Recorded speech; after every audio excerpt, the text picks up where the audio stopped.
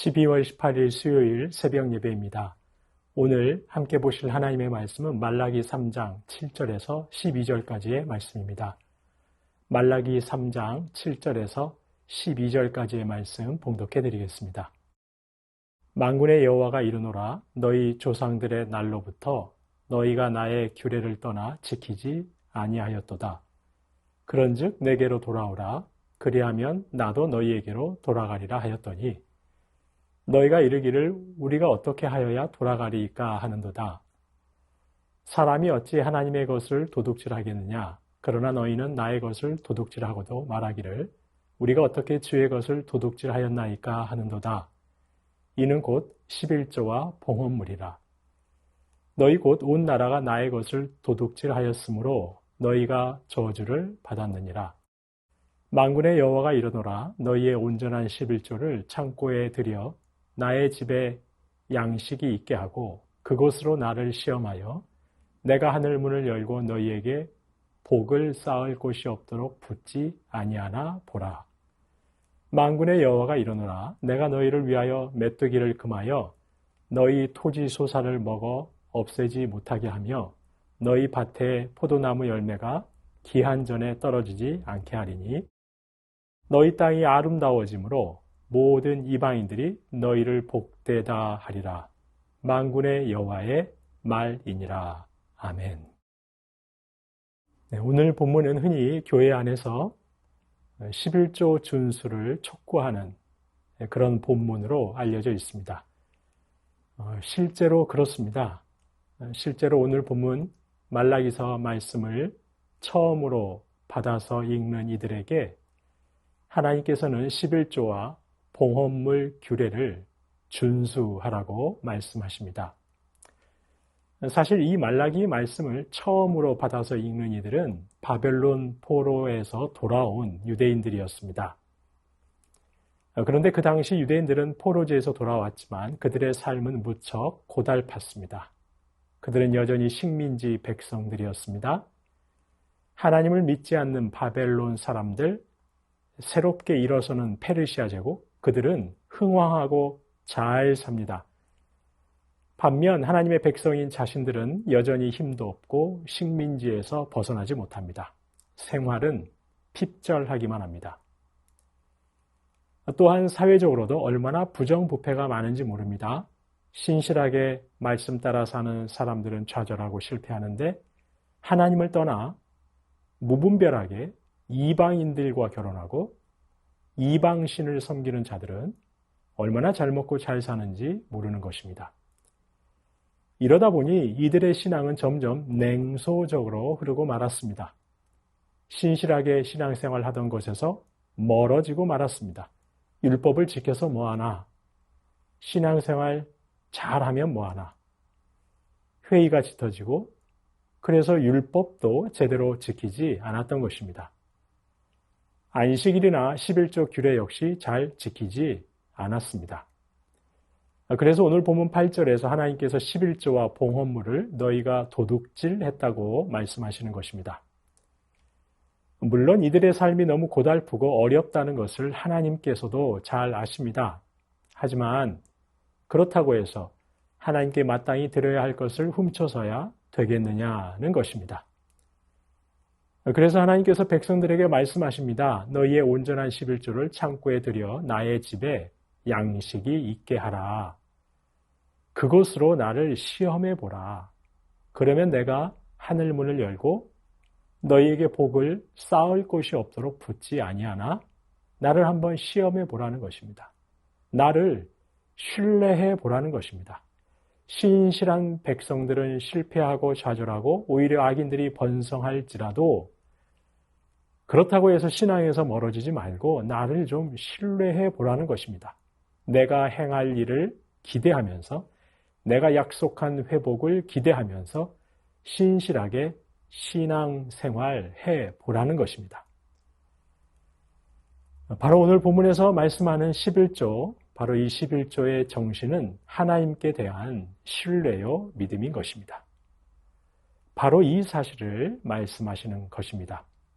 이렇게 11조는 하나님께 대한 신뢰요 믿음이기 때문에 그래서 교회는 오늘 본문을 11조 준수를 촉구하는 것으로 적용하곤 합니다. 그런데 오늘 본문을 저희는 이렇게도 묵상할 수 있습니다. 사실 말라기 이 말씀에서 하나님께서는 특정한 부류를 대단히 험한 말로 저주하십니다. 바로 제사장들입니다. 앞서 보신 것처럼 당시 백성들이 신앙에서 점점 멀어지는 원인은 사회 경제적인 요인이 컸습니다. 그런데 하나님께서는 그 원인을 제사장들에게서도 찾으십니다. 제사장들이 제 역할을 하지 않은 것을 백성들이 신앙에서 멀어지는 큰 원인으로 지목하시는 겁니다. 제사장들이 백성들에게 율법을 제대로 가르쳐야 하는데 그렇게 하지 않았습니다. 비록 경제적으로 힘들기는 하지만 우리 하나님을 믿는 믿음으로 이겨나가자 독려하고 앞에서 본을 보여야 하는데 제사장들은 전혀 그렇게 하지 않았습니다. 아니 오히려 제사장들이 앞장서서 율법을 어기고 하나님 앞에서 신실하게 일하지 않았습니다. 그래서 어제도 보신 것처럼 말라기 2장 1절부터 3절에서 하나님께서 제사장들을 향해 뭐라고 저주하십니까? 절기의 희생의 똥을 너희 얼굴에 바르겠다는 아주 충격적인 말씀을 하십니다. 당시 제사장들이 얼마나 정직하지 못하고 백성들에게 본이 되지 못했는지 제사장들을 향해 저주를 퍼부으셨습니다. 사실 하나님께서는 레위기, 민수기, 신명기에서 11조를 언급하실 때마다 줄곧 11조를 가리켜 성물이라고 표현하셨습니다. 여호와께 드려지는 성물, 구별된 예물이라고 표현하셨습니다. 그리고 이 성물은 따로 기업을 받지 못한 레위인, 그런 레위인을 비롯해서 가난한 이들에게 분배하라고 하셨습니다. 바로 11조는 어디에 사용해야 하느냐? 레위인과 같이 기업을 받지 못한 이들, 그리고 가난한 자들에게 나누는데 쓰여야 한다는 것입니다. 그런데 말라기 당시 제사장들이 이 일을 제대로 수행하지 않은 것입니다. 오늘 본문 10절을 보시면 너희의 온전한 11조를 창고에 들여 나의 집에 양식이 있게 하라 말씀하십니다. 백성들이 낸 11조를 창고에 들여야 하는데 거기에 잘 쌓아놓아야 하는데 그렇게 하지 않았던 것입니다. 실제로 이 말라기와 같은 시대에 활동했던 그 느헤미야 시대에 이런 일이 있었습니다. 느헤미야 13장에 보시면 이런 말씀이 있습니다. 느헤미야가 예루살렘을 비운 사이에 제사장 엘리야십이 11조를 저장하는 방을, 오늘 본문의 표현으로 하면 11조를 저장하는 창고를 암몬 사람 도비아에게 주었다라는 말씀이 느헤미야 13장에 있습니다. 제사장들은 백성에게서 받은 11조를 11조 창고에 잘 쌓아두었다가 거기에서 또 11조를 떼어 레위인들에게 주어야 했습니다. 레위인들은 그것을 받아 생활하며 자신들의 직무를 감당했습니다. 그런데 11조를 저장하는 창고를 이방 사람 도비아에게 내어주었다는 것이죠. 이 말은 백성에게 받은 11조를 저장해 놓아야 할 방이 어떻게 되었다는 것입니까? 텅텅 비어 있었다는 것입니다. 그래서 그 방을 이방 사람에게 내어줄 정도로 당시 제사장들이 레위인들에게 가야 할 11조를 주는 일에 등한시했다는 말이 되는 것입니다. 아예 관심조차 없었던 것이죠. 이러다 보니 제사장들이 레위인의 11조를 챙겨주지 않다 보니 레위인들은 생계가 위협받았던 것이고 자연히 레위인들은 자신들의 직무를 제대로 수행할 수 없었던 것이고 레위인뿐만 아니라 가난한 백성들도 분배를 받을 수 없었던 것입니다. 그러니 가난한 백성들은 더욱 핍절해 갔던 것이고 신실한 백성들은 11조를 드리면 뭐하냐? 제사장들이 자기들 배를 채우는 데 쓰는데 그러면서 점점 신앙에서 냉소적인 태도를 보였다는 것입니다. 느헤미야 때에 바로 그런 일이 있었던 것이고 느헤미야와 같은 시대 바로 말라기에서도 그 부분을 지적하고 계신다는 것입니다. 그래서 오늘 본문 11조를 창고에 들여 나의 집에 양식이 있게 하라는 이 말씀은 백성들이 낸 11조를 제대로 사용하지 않는 제사장들의 부정을 지적하는 말씀인 믿음이라는 것입니다.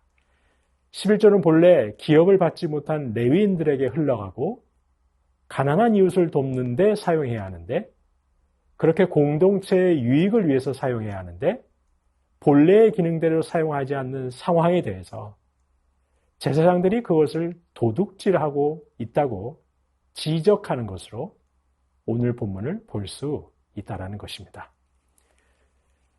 그렇습니다. 11조는 하나님께 대한 신뢰와 믿음입니다. 물질의 주인이 하나님이시고 이 물질을 얻을 수 있는 힘과 지혜도 하나님이 주셨다고 믿는, 하나님을 향한 온전한 신뢰와 믿음이 바로 11조인 것입니다. 아울러 11조는 공동체의 유익을 위해서 사용되어야 합니다. 가령 교회 공동체가 성도들이 신앙생활을 잘 할 수 있도록 하는데 21조를 사용해야 하고, 또한 가난한 지체와 이웃을 위해서 사용해야 하는 것입니다.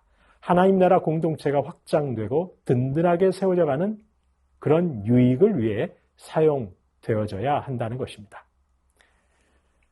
부디 저와 여러분이 하나님께 대한 신뢰와 믿음에서 늘 흔들리지 마시고, 또한 우리 교회는 지금까지 그래왔던 것처럼 앞으로도 하나님께 드려진 성물을 하나님 뜻에 따라 바르게 사용하는 하나님 뜻에 합한 그런 교회로 계속해서 세워져 갈 수 있기를 주님의 이름으로 축원합니다. 주신 말씀 기억하면서 기도하겠습니다. 하나님께 대한 신뢰와 믿음을 잃지 않고 신앙생활하는 새순의 모든 성도님들에게 하늘 문을 열고 복을 내려 주옵소서. 하나님께 드려진 성물을 통해 교회와 하나님 나라는 더욱 든든하게 세워지고 가난하고 소외된 지체와 이웃은 큰 위로와 격려를 받는 역사가 있게 하옵소서. 주신 말씀 기억하며 기도하겠습니다.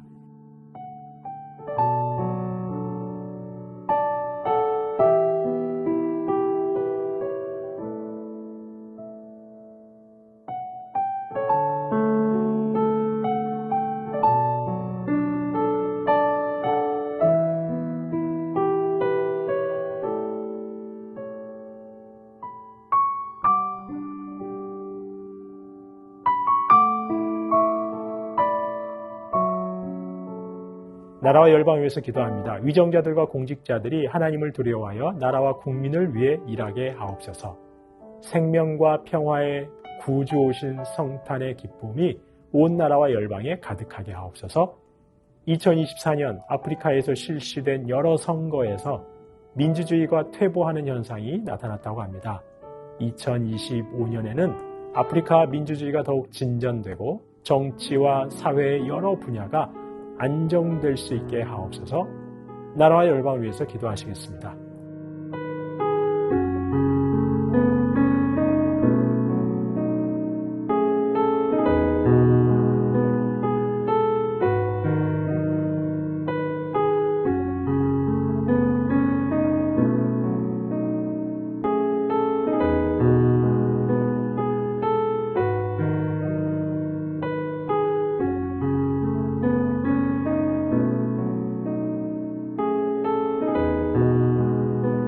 교회를 위해서 기도합니다. 인간적인 명예와 물질보다는 하나님을 믿는 성도로서의 명예를 더 소중하게 지켜가게 하옵소서.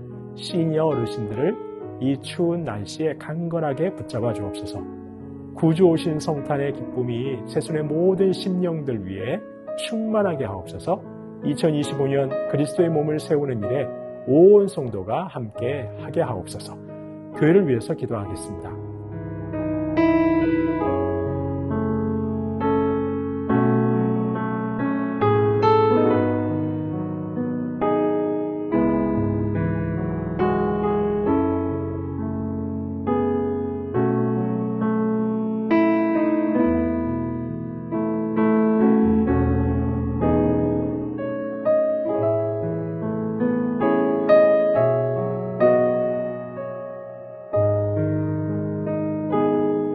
선교사님과 환우분들 위해서 기도합니다. 아이국의 오세날 강복의 선교사님, 성탄 칸타타와 성탄 복음 축제 예배를 잘 준비하여 주님께 영광 돌리고 한 영혼이라도 주님께로 이끄는 도구가 되게 하옵소서. 너야 가운 사역자들과 성도들이 여러 어려움 가운데도 믿음이 자라고 성장하게 하옵소서. 홍영기 집사님, 뇌에 3cm 정도 혹이 있어서 감마나이프 치료를 앞두고 있습니다. 하나님, 감마나이프 시술을 통해 깨끗하게 치료받고 완전하게 회복될 수 있게 하여 주옵소서. 박훈교 집사님, 뇌경색으로 치료 제안하고 있습니다. 몸의 모든 기능이 완전히 회복될 수 있도록. 박세은 집사님, 유방암 발병 이후 뼈로 전이되었습니다. 통증이 사라지고 온전한 회복의 역사가 나타나도록. 양금숙 성도님, 췌장암이 재발했습니다. 방사선 치료 마치고 항암이 예정되어 있는데 치료의 과정 가운데 강건하게 지켜주시옵소서. 문금숙 권사님, 마지막 항암 마치고 검사 결과 남아 있습니다. 좋은 검사 결과 나올 수 있도록. 염점동 집사님, 좋은 검사 결과 나와서 전립선암에서 자유할 수 있도록. 조국빈 집사님, 좋은 검사 결과 나와 직장암에서 자유할 수 있도록. 최기숙 집사님, 이제 좋은 결과 나와서 유방암으로부터 완전히 치유될 수 있도록. 김민정희 집사님, 혈액 검사 결과 잘 나와서 갑삼샘암으로부터 자유할 수 있도록. 이정희 집사님, 좋은 결과 나와서 담도암에서 이제 완치될 수 있도록. 권은승 권사님, 계속되는 암 가운데 잘 견뎌낼 수 있는 체력 주시고 깨끗하게 회복시켜 주옵소서. 노성빈 형제님, 크론병으로 인한 주사제 치료를 한 달에 한 번 하고 있습니다. 피부 발진 등의 부작용이 생기지 않게 하시고 예배를 통해 하나님과의 관계를 회복하게 하옵소서. 이외에도 수술 받으시고 시술 받으시고 회복 중에 계신 분들 계시고 여러 가지 질병으로, 오랜 질병으로 투병 중에 계신 분들, 감기로 독감으로 힘들어하시는 분들, 또한 자녀가 아파서 어려운 가운데 있는 가정들 하나님께서 치료하시고 회복시켜 주시도록. 마지막으로 선교사님과 환우분들 위해서 함께 기도하시겠습니다.